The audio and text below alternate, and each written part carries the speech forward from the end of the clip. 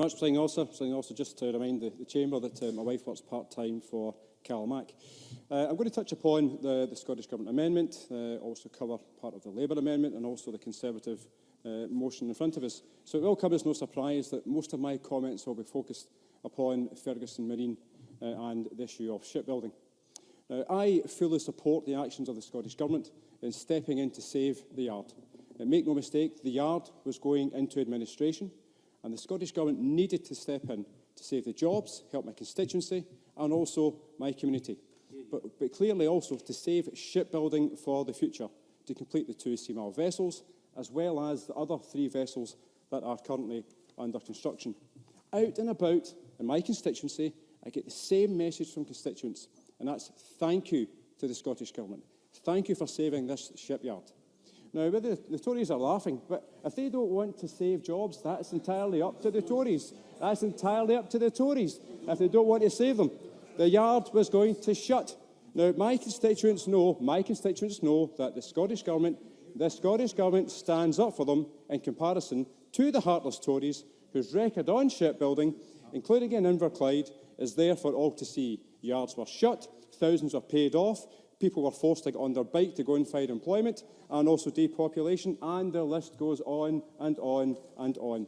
Now, Presiding Officer, Jamie Green, in his contribution earlier, Jamie Green should know better, because he's from Inverclyde. But some of his public comments are quite bizarre, and also lack the local history that his party has actually inflicted upon the Inverclyde area. I'm going to give him just a couple of Mr Green's quotes.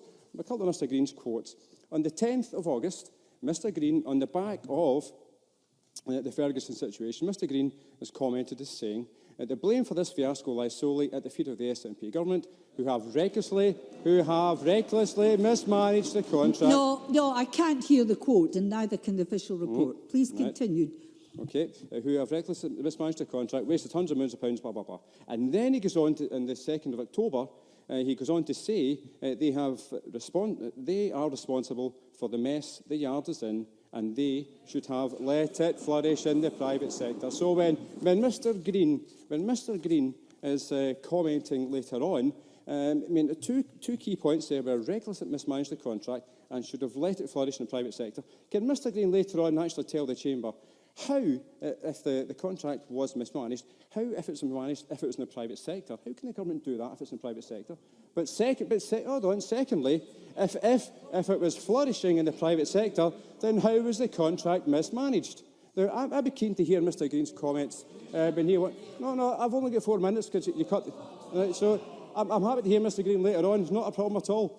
Inverclyde knows it's the Scottish Government that actually are standing up for the area, unlike the Tories, whose political legacy is not one to be cherished.